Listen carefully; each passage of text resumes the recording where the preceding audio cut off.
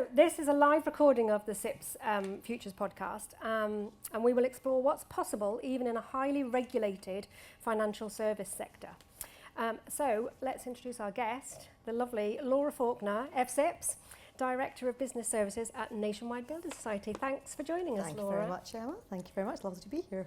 Good. So when we usually start off our podcast, we like to try and find out a little bit about people.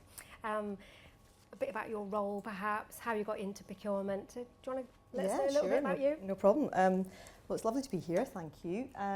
So, Laura, I will sit this way because the mic is going the other way.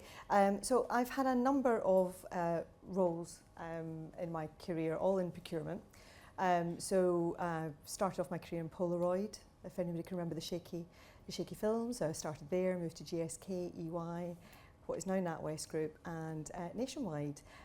And I was not one of those people who fell into I was just about procurement. to say that. I started on a graduate training programme straight from university, having done my dissertation on a very exciting subject of the operational excellence of a production line. So thank you very much, everybody. But yeah, it was great. If anyone wants a copy. Yeah, it's there, signed. But no, I've been very, very fortunate, and as I say, I have a fantastic role now at Nationwide that encompasses just a little bit more than procurement and third-party risk. So fortunate to also lead on workplace and our workplace strategy, some of our workforce activity as well. I lead on our cost transformation programme and our strategic investment programme office. But very importantly also is our sustainability and social impact agenda for our operations and our supply chain. So very broad, but very exciting. Did you fall into procurement, or did you seek out a career in procurement? No, I fell into it. Yeah, me too. We were talking in a session before, actually, about how multifaceted, the procurement profession is, and people that bring different things to the profession that actually bring on their colleagues, whether that's from a pure negotiation point of view, supply relationship management, contract management. Those fundamental skills are more in the person, I think, than on, a cut and paste of somebody. And it's great that we have different people that bring different No, things definitely. to it. I'm always interested in people's journey when we interview people on this. You've had a successful career in procurement, but now moved beyond it. But procurement's clearly a passion. What do you enjoy about the profession of procurement? It's at the core of, or it can be, at the core of everything in the organisation. So whether that be commercial decision making, whether it be around the sustainability or the risk agenda as well, we can be involved in pretty much everything. And if you're keen to have a different day every day of the week, it's the kind of career for you. I also think it's one of those places where you can be really the joiner up of people across the organisation, because you've worked in so many different projects. You know so many different people. So when somebody then faces a different challenge, you can say, I remember that over there, and you can link people up. And the best thing is not only linking up people internally, but today's been a great example of some of the organisations externally that you meet that you can then bring back into the organisation. So I think for procurement, it is quite literally you are the best networked person internally and externally. So yeah, if you quite like that kind of thing, it's definitely the career for you. I always say that to young people as well. Like, I've done lots of careers fairs with young who know they want to get into business, but not really sure what they want to do. And I always say, well, get into procurement, because you are like the touch point of everywhere. And if nothing else, you'll find out what every area of the business does and decide where your landing place is. Hopefully it will be procurement. Exactly. But yeah, that overview. Sorry, what were you going to say? I agree. And this morning when Alison Bartow was talking, she mentioned about don't wait to be asked. I think that also applies to don't wait to ask. One thing we've seen with, we've got a community platform now, and it's really, really busy just with people asking questions that they maybe thought, they'd sound silly for asking, or it's that network. It's why people come to conferences, and to your point about lining people up externally, people here are in a great position to do that. And I do think that network side of things is a reason for enjoying the profession of procurement. Yeah, definitely. Great. We've got a ton of questions for Laura, but if anyone has any questions, please pop them in the Q&A. I'm keeping an eye on them here. Or you can go old school and put your hand up. Hannah's here with a roving mic, so please feel free to ask any questions as we go along. So, nationwide, very much about purpose. I guess you're really lucky to be in an organisation that has that at its core. What does the phrase social value mean to you, Laura? Well, to me, it is very similar to what I guess it means to Nationwide as well, but it is the balancing of well-being for both today's generations but also the future. So if I think about Nationwide, it's a mutual, it's the world's biggest building society, and you're talking about people saving their money today so that they can lend it to somebody tomorrow for them to buy a house. And it's that sustainable for today and tomorrow. And I do think for the social value element, what goes around comes around, and it's really balancing and making those conscious decisions so that you can really understand what the repercussions of some of the actions that you take as well. So for me, social values is very much there. And as you say, Emma, it's very fortunate to work for an organisation that, to be honest, hasn't just created a purpose, it is built on a social purpose, being a mutual and a building society. Yeah. Have you got any examples of how your procurement team have brought the social value to life within your supply chain? Yeah, so, well, if we even think about Nationwide as a whole, we've had a new strategy now for a couple of years and a new blueprint, and really focusing on banking, but fairer, more rewarding, and for the good of society. And if you think of all of that, and you think of that for the good of society, we give 1% of our pre-tax profits to charities. I've been really fortunate to lead on a project called the Oakfield Building Project, where we're building 239 new homes on a brownfield site in Swindon, really to see if we can create a blueprint of how things can be done. So these are all EPC-A rated homes, one at the point in time, the biggest off-gas estate in the UK. And we're looking to bring in there, through the supply chain, local suppliers, apprentices. We're dealing with some social enterprises like Co-Wheels, etc., to ensure that there's a bit more community around. But that's what we're doing within that project. But broader than that, we've got the procurement for mutual goods, and the team are here. And we are CIPS award winners for the programme as well, I would like to say. But there's been a lot of work since the programme was instigated a number of years ago, and it is focusing on, really ensuring that, we heard earlier as well, elements of modern slavery. You might not think it exists within the UK. We know, if you were under any illusion listening earlier, it is. And things that in the financial services industry we can do to support. We also look at ensuring that we are dealing with our partners, our suppliers in the right way, so prompt payment. We're very, very assured on that. Andy's here from Social Enterprise UK. We're obviously linked up in a social value element and increasing the numbers of social enterprises in our organisation. And then looking at the greening of our supply chain as well. So I'm accountable for the scope 1, 2 and 3, and it's really that scope 3 at this point in time is our key challenge, and making sure that we're there.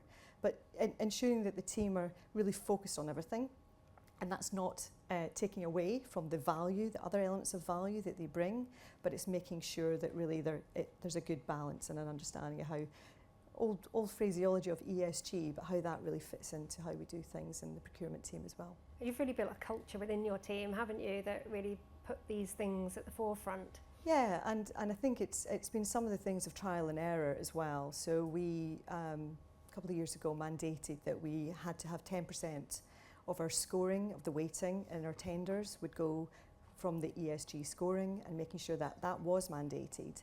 And that took a while. That took a while for our own teams to get their heads around how they were going to do it, so some training there. But then also within the business as well, and trying to understand that it's not just about cost. It can't just be about speed.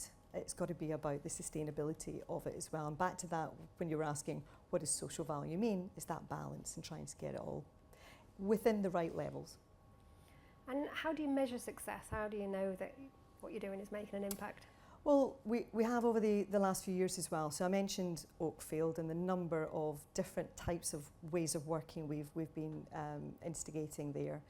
Within our supply chain, we've been, particularly if I talk about social enterprises, we are a signatory to the Bi-Social challenge. We signed up in 2018, I think that would be right. Thank you very much. Please make me stop. But it's ensuring that we can also speak openly about that as well. And I do think measuring that is things like today, organisations, and we talk about being a beacon for mutual good, but a beacon means that you talk about it, shine a light on things, and it's making sure that we can talk about mutual good, we can talk about social value, and that you can be a successful organisation. So when you talk about measuring, we're a successful organisation that's really aiming to do the right thing as well. We've got a number of social enterprises in our supply chain that we've worked with for quite a few years. We've got newer ones that are coming through all the time, and we've got ones that are coming through our third parties as well through the supply chain. One of our longest relationships is with Wild Hearts for obviously our office supplies, but they come through Banner now. So it's making sure that we're utilising where we can bring social enterprises into supply chain. We're absolutely doing it. What would your advice be to others that maybe don't have it ingrained so much within their culture for embedding those social value outcomes into tenders or contracts? Because as much as we would like it not to be the case, a lot of people focus on the bottom line only. Yeah, it does mean you've got to do a lot of engagement, a lot of training as well. So we've invested in training for our procurement teams, making sure that they fully appreciate why we are focused on all of these elements of social value, but also with all of our colleagues and stakeholders in the business as well. So we've got around about 600 contract managers who we encourage to go through the training as well. Right. And it's back again, it's small things like pay your supplier on time, right? That's within all of our gift to do that, is to turn around the invoice. But how much that means to a small organisation, it could be make or break. And it's when you make that a real clear focus for people. You know, our contract managers then said, I don't realise why I didn't do it in the first place. We hold engagement events. We've brought, for example, social enterprise into our organisation to talk to the business. We went out to meet suppliers as well. And at the end of, are we in July now? We are, aren't we? Yeah. Nearly. Yeah, no, we're not. No, not quite. We're not. No, We're still in June. At the end of July, we're going to be holding an event, and it's a climate-focused event. But we've got around about 500 suppliers will be joining virtually for that to hear about really what our ambitions are. But then again, it's about sharing. It's about how we can all learn from each other. And it was great to hear earlier around nobody's got all the answers, right? So we can't say that you're wrong or you're right, you're a good company or you're a bad company. And I did like the way that was worded earlier in the keynote. And I just think if we can all work together, and we can all just be a little bit more honest about how we're getting to where we need to get to in all of these agendas, I think we could all learn from each other. So the event at the end of July, we've got EcoVadis coming along to talk again, but we've got other partners coming as well to talk about how they've managed to do what they've done. But also, can everybody start sharing what their challenges are as well? Yeah. And I think if we could all start sharing around some of the things that aren't going quite so right for us, I think that would make things a lot more easy for people to say, yeah, that's the same as me, how do we work together now, rather than feeling as though you're doing something right or wrong. And that all helps bring that culture that you've got as an organisation into your supply base. And I guess that's working with more social enterprises generally means working with more smaller organisations. Are there more challenges around that in terms of how you engage them on this journey and embed more ESG? It can be. We're a heavily regulated industry. It can be challenging to have a social enterprise who can meet either the scale or the nationwide infrastructure that we require. But again, that's when I was mentioning about utilising some of our third parties and having them, encouraging them to bring those smaller firms on board as well, because it could well be that in a more local area. And we've seen that really successfully done through, and I'm sure a number of you will do the same, but through our catering suppliers in particular. Last year alone, we had 10 social enterprises work with us through our main supplier. But we support them, so we invite them to our events, we talk about them. So we've got Change Please, and I'm sure a number of you already work with them, but obviously providing our coffee within our workplace. And obviously they're supporting people who are experiencing homelessness and employing them. We've got METs who are offering employability to refugees. And then you've got Belly Water, who obviously give 100% of their profits to water aid. So it's small things like that. Now, we couldn't necessarily offer a whole nationwide contract, but we can do it through our supplier, and then they can offer that and offer them out to way more organisations as well. So it's trying to be smarter, and again, about that being that beacon and just talking about things and saying there's opportunities to be able to do this in the right way. There's usually a segment of our podcast, I'm not buying it. It's one where I'm going to give you a light little challenge on a particular thing.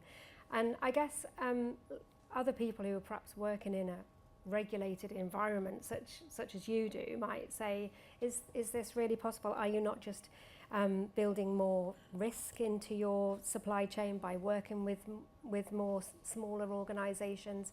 What would your challenge on that be? No. And I would say that.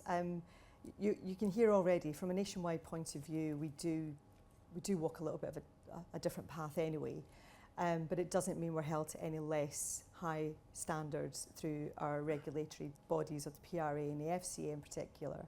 And it will be at the point in time, there will not be a possibility of using some of these smaller firms to have to host our payments infrastructure, etc. But we can find avenues in, and we can definitely find avenues, I've already mentioned, through utilising some of the smaller firms through the bigger ones. We do use a firm called Income Max, for example, and what they do is they offer signposting to our customers who may be experiencing financial distress, and they signpost to ensure that they can get the support they need. We've worked with them for a number of years now. So it's just trying to find the right firm and use them in the right way as well. And again, I'm super keen to hear from other organisations about how they're using firms, smaller firms, and to see if we can do it, because we're always willing to try. Great stuff. Great. So, last question. If you were to share one piece of really practical advice to those who might be looking to drive social value, don't know where to start, what would it be? This might sound really too easy and sometimes a bit of a challenge as well at the same time. I think you've got to put the resource on it. So we do have resources dedicated to this. Not a lot, but we do have dedicated resources. This is not side of desk.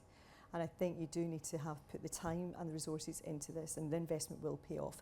But I would say secondly as well, if I can just take two options, I do think it's about procurement doing what they do best, and it is linking up and joining the dots across the organisation, and definitely bringing the outside world into their own organisation. Days like today are a brilliant example of talking to different companies, learning from different suppliers, and just seeing what's possible out there. Great stuff. Do we have any questions from the audience for Laura? I've got a few more for you. Start thinking of one, looking out for the mic. Do you sometimes think that organisations are a bit too concerned about managing cost at the moment, and therefore these initiatives tend to get pushed towards the back burner, or do you think they're mutually exclusive, and actually it's not so much of an investment to do the types of things that you're doing? I think there can be a challenge. Our ex-CEO used to have a great phrase that talked about it is very challenging to have purpose without profit. Yeah. But profit without purpose isn't for us. And I do think you can go hand in hand. You've heard this, might not have caught, but at the beginning I talk about one of the areas that I lead as well is looking at our cost transformation. So it is focused on cost for the society as well, but at the same time I'm looking at social impact and the sustainability. And I think if you've got that balance and you can think about doing things in the right way, I do believe it's about a sustainable impact as well. If you look at any cost programmes that are short-termism, the proof is there that the cost will start building back in year 2 and year 3 again. And I do think if you can think about things in a sustainable way, you will take out the cost long term and build the better future forward as well. So this might be how people build the business case where they don't have the open Correct. Door that perhaps Correct. you've got. I think just building on from that, the people that we're employing are changing what they're expecting from an organisation, and a lot of graduates are coming out of university and looking for jobs that don't just pay a salary, that actually offer some value to them as a person and deliver some good bits and bobs.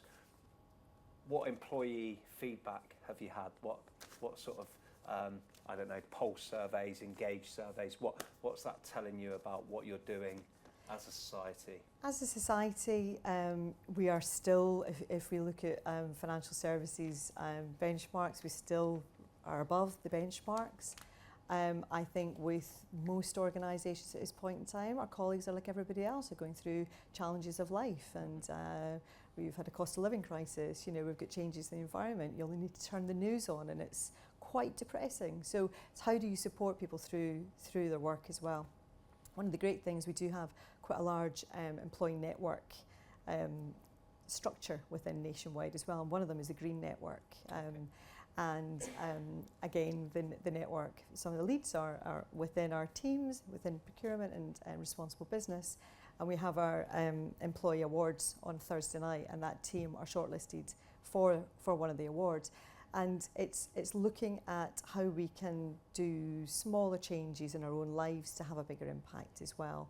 And I think, to your point, people are willing to get involved at work in things that matter to them outside of work as well, and it's just bringing your whole self to work. Yeah.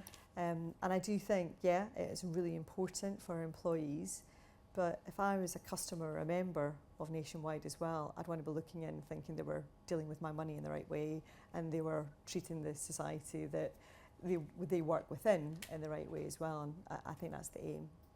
And that storytelling and celebrating success is really key, isn't it, to kind of build that culture, and this is our purpose. It is, and Thursday night in Birmingham, I will be driving all the way from Glasgow, 5 hours down, 5 hours back, but I'm doing it because it's the best night of the year, and I'm sure a number of organisations, second best night of the year, the CIPS Awards are the best night of the year, obviously. £10 later. Yeah, that was quick. But it's that kind of thing. It is celebrating the amount of hard work that people put in, and to your point, Jonathan, it's what people enjoy, and if you can say that what you did was great and you've enjoyed it as well, what an amazing thing that you can go home at the end of the week and you've enjoyed your work. You feel you've done something decent, and your organisation are recognising you for it as well. Excellent. You can be proud of it. You can talk to your friends, family, as well as in the job. Yeah. Right, it makes you a customer of choice as well to even more suppliers. Fingers crossed. Any questions for Laura? Yeah. Yeah, there is. Hannah will be there in a second. Hi, Andy Daly, Social Enterprise UK. Thanks for mentioning our partnership, Laura. We've worked for many years with Nationwide to support them with social enterprises through the supply chain. So brilliant to hear them being mentioned there. I was wondering how much collaboration there is between Nationwide and other similar, professional services, financial services firms in this area. Is there collaboration, exchange of knowledge, peer-to-peer learning, that sort of stuff on the social value piece? It'd be great to hear a bit about that. Thank you. Yeah, I don't think we do enough. Zara, we should get the mic over to Zara as well, but it's one of those areas that we talk amongst ourselves, we bring our suppliers in, and we, at this point in time, are really trying to ensure that we're obviously engaging with our business partners as well. We have a lot of different organisations and ways of working, but Zara, do you want to, sorry if I'm, this is probably really not bad, I'm taking over here. More Zara, guests. on you go. Yeah, so absolutely, Andy. We have had kind of ad hoc engagements with some of our key suppliers, but we're now looking at a more strategic partnering approach and building ESG into that, and there is absolutely a social impact element in that we're piloting at the moment. So I hope to have some more. Yeah, and I think, Emma, we've even spoken about it a number of years ago within CIPS. We used to have a financial services roundtable group, and I think it's trying to get these things, not from a utility point of view, but actually trying to get a focus on an industry point as well. We do an awful lot of that in other agendas, such as risk, because we're all facing the same types of challenges. But you've just given me a challenge, Andy, which I think is a great one to actually consider. So, as I say, we'll be happy to help with that. Thank you very much. Yeah, there we go. Yeah. We're looking to learn. It might be worth, for those who don't know about is it Buy Social campaign, with Andy, just to explain a little bit about that. So we signed up in 2018. There's around about 30 organisations have signed up, and the pledge is to spend overall £1 billion with social enterprises. And every year you aim and you challenge yourself to have more social enterprises come into your organisation. And by having one, and it goes back again to what you were saying earlier around people thinking they're too small, it's too risky, it's just too difficult to do. When you've done one, when you've done two, you're up to 10, it starts to breed that that's how you can do business. And I say again, there is a place for larger organisations. We would not have sign off for necessarily taking some chances on a smaller firm to run our payments or our ATMs, etc. But there's so many different things that we can utilise smaller firms for. And then, as I say, I think a great opportunity for industries to come together. So we've got a challenge for today. I think that's definitely something for financial services to think about. Could I make one recommendation? I'm not sure if any of you are aware, but socks are very well received by employees in sort of a welcome pack or a, and this is completely coincidental, but I can't let it slip. I quite like nice socks. And these socks, I don't know if you've seen did you run out of Dragon's nice Den. Yes. From Standout Socks. Standout Socks, who yes. they built Standout Socks in lockdown, and my friend runs the organisation, and they have quite a few organisations now that give people socks. And the socks are to celebrate people working with Down syndrome, which his cousin has, and it's a social venture, and it works brilliantly. I think Man United give them, lots of people give them, but the research says that socks are really good. They're called Standout Socks on LinkedIn. Have you written that and down? that's a free plug. Add them to your new starter packs. We were going to talk about Emma's shoes today, but she didn't wear them. I bought some new shiny trainers, but I didn't wear them. Okay. Some people might think like how it's not easy to find social enterprises. I mean, it's easy to go to the go-to places where you know. And we've recently had a discussion on talent recently on this. And if you use your traditional models of looking for talent or suppliers, then you will just find the same people. Have you had to adapt? How have you sought out these unusual, different social enterprises? Sometimes it's word of mouth. Yeah. We are using a film media right, is that correct just now? And it's been really interesting because they are a film production company that looks to get a more diverse talent into that industry, which you can imagine is really super tough to crack. So it's finally through word of mouth. They're a local firm to Wiltshire.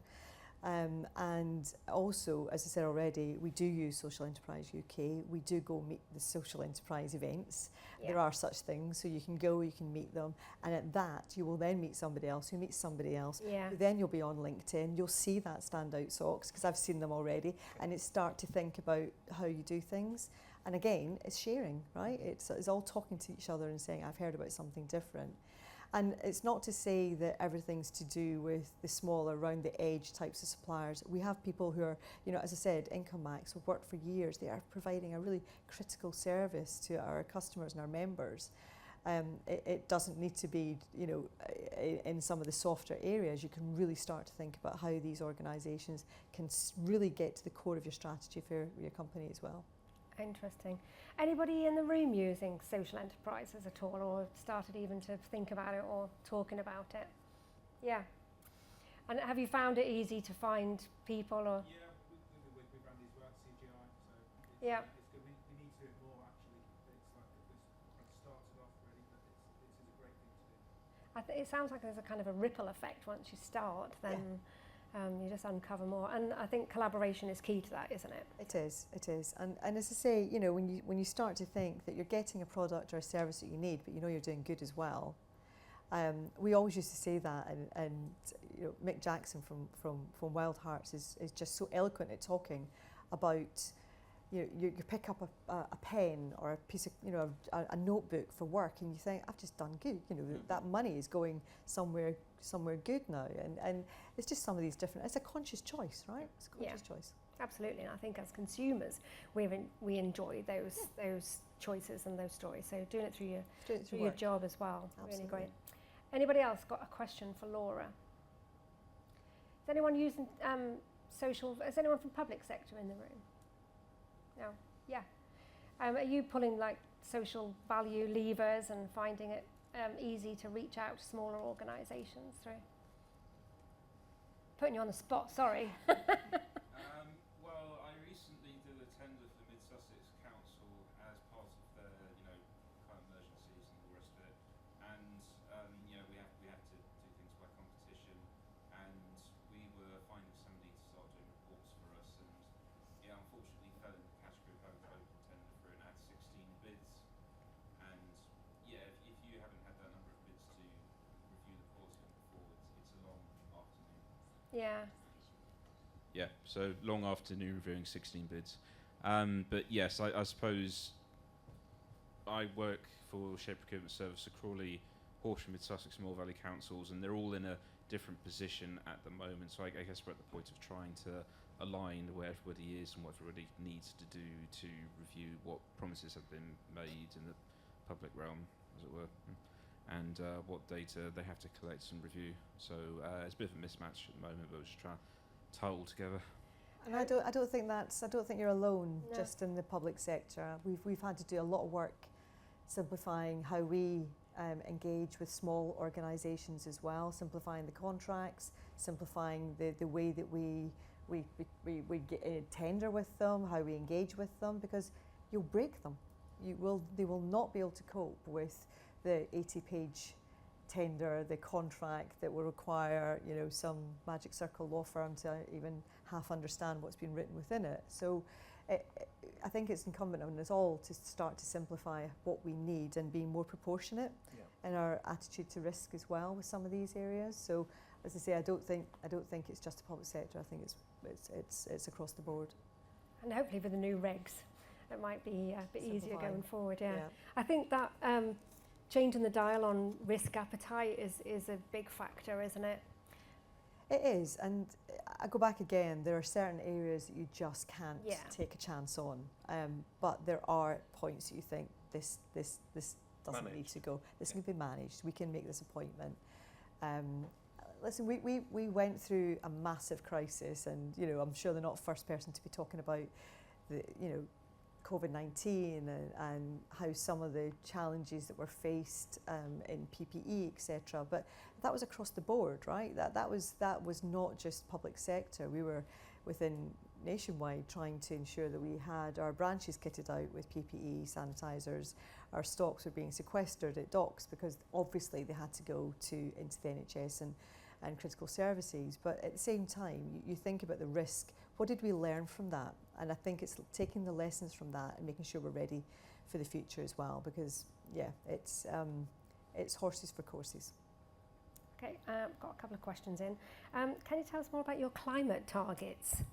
So we are, for scope 1 and 2, we are well on track. We have all of our electricity is carbon net zero. So we have a solar farm in Wiltshire that we utilise, and that then actually gives up a positive into the grid there as well. What we're working on just now is taking out the last remaining elements of gas from our branches in our workplace, and we are well on track for that as well for 2030. And then the challenge for our scope 3 is ensuring that our supply chain, and that is why again we are making sure that we've got that 10% weighting within our tenders, so that we can make sure that we're using the opportunity to work with the right companies. But also what we're doing, and at the end, the event that we've got at the end of July, that is bringing 500 suppliers together to talk about our climate challenge, how we are looking to move towards getting to net zero for 2030 in our scope 3, but that is by working with suppliers that are also on that journey as well. It doesn't mean that we will stop working with them. If they can't, we will work with them to see what we can do together, because there's no point. We heard it earlier. It's the same thing with any kind of social impact area. If you just forget about them, they'll do something different. Somebody else will snap them up. We may as well try and work together. Challenge we've got within all financial services, and in particular, is in Scope 3 in the mortgage book. So as you can imagine, we are impacted there. And until I think we start looking at retrofitting within the UK and investing properly in greening our built environment, then I'm not sure we're going to get there, and it's going to be a challenge. But we're in the same boat as everybody else when it comes to that. Yeah, sounds like you're doing great stuff. Question here it comes down to the big V, value.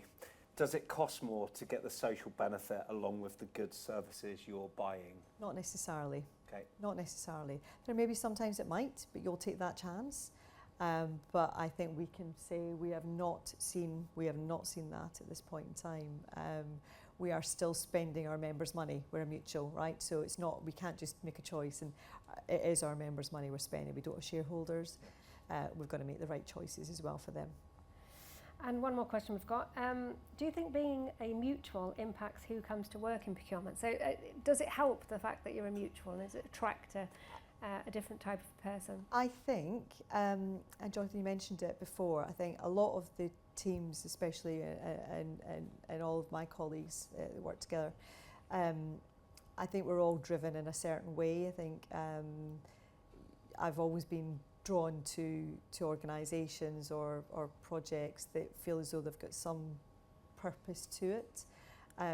We've not had to, I said it before, it's a bit trite, I know, but we've not had to create our purpose. It is what we're built on. Yeah. So it's plain and simple. We do what we say we'll do, and we're held to account by our members pretty much. So I think you're right. I think it probably does, and it's a good part of the old employee value proposition is working for an organisation like ours.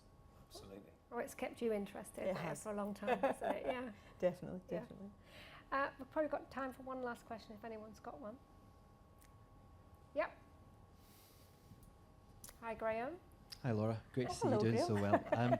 It's a really exciting time to be in Nationwide. You've got the Virgin thing going on. How do you decide which social initiatives to prioritise when you're bringing two organisations together? Well, that's still to be worked on, and I will be very careful in what I say just now, because it's not completed. We're obviously still working through, but if I can talk even about Nationwide, we've just launched our social impact strategy going ahead as well, and we're calling that Fairer Futures. So it's focused on 3 areas, and it's making sure that we really do, and I wouldn't say narrow, but it's really keeping a clear focus on areas that we think we can make a real difference in. One is youth homelessness, so we're going to be working with Centrepoint. One is with family poverty, so we're going to be we are working with Action for Children, and one is with dementia, and we'll be working with Dementia UK. And all 3 of these areas are with regards to, I guess, our customer base, and ensuring that we're making sure that people have got a home, because that is keenly, as a building society, you should have a safe and secure home. You are financially resilient, and then at the end of the day, we can give back and from a social impact point of view. I know looking, and I've got a lot of friends that work for Virgin Money, and they do a lot of good in what they do as well. So I'm sure over time, if all does go the way that it might do, we'll come together. But I guess from a Nationwide point of view, we're quite clear just now on the 3 that we'll be focusing on. Great stuff. Well, Laura, thank you so much. No problem. We continue to watch Nationwide with interest. As you said, award-winning. Have you entered this year? Yes. Fingers crossed then. Well, we look forward to seeing you Thanks there very and much. hopefully celebrating some more successes. Excellent. But thank you very much. Thanks, Emma. Thanks Thank you. everyone. Thank you.